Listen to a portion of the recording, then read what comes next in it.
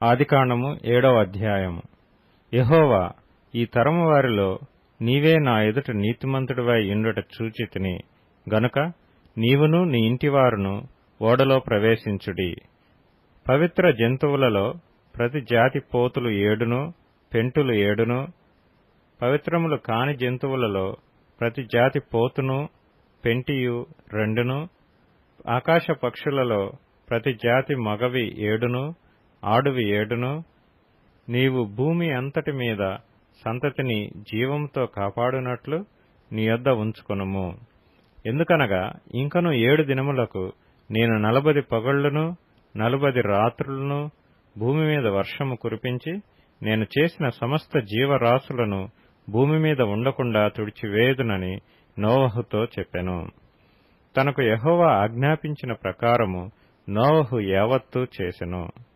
ఆ జల ప్రవాహము భూమి మీదకు వచ్చినప్పుడు నోవహు 600 ఏండ్లవాడు.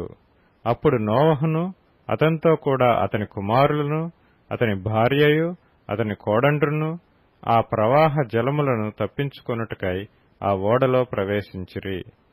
దేవుడు నోవహునకు ఆజ్ఞాపించిన ప్రకారము పవిత్ర జంతువులలోనూ అపవిత్ర జంతువులలోనూ పక్షులలోనూ నేలను ప్రాకు వాటన్నిటిలోనూ మగది ఆడుది జత జతలుగా ఓడలోనున్న నోవహునొద్దకు చేరెను. 7 దినములైన తరువాత ఆ ప్రవాహములు భూమి మీదికి వచ్చెను. నోవహు వయసు యొక్క 600 సంవత్సరము 2వ నెల 17వ దినమున మహాగాధ జలముల ఊటలన్నీయు ఆ దినమందే విడువబడెను. ఆకాశపు తూములు విప్పబడెను. 40 పగళ్లును 40 రాత్రులను ప్రచండ వర్షము భూమి మీద కురిసెను.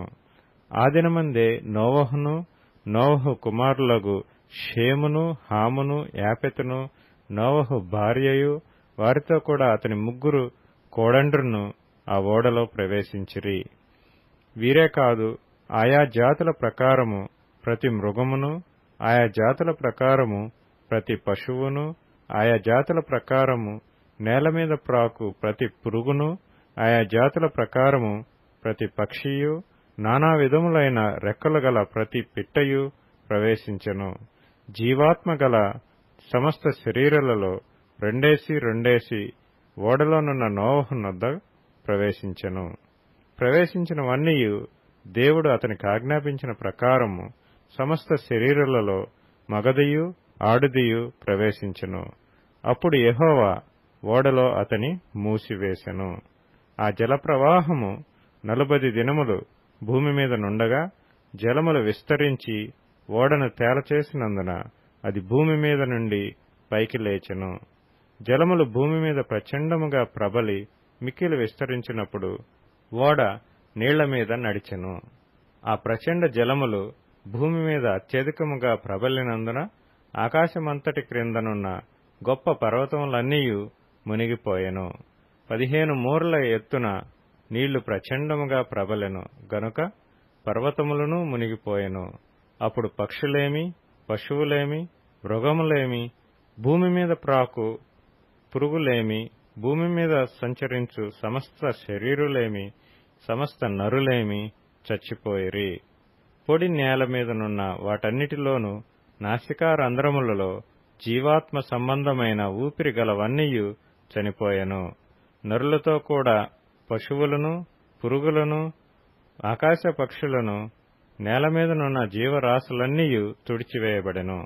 అవి భూమి మీద నుండకుండా తుడిచివేయబడెను.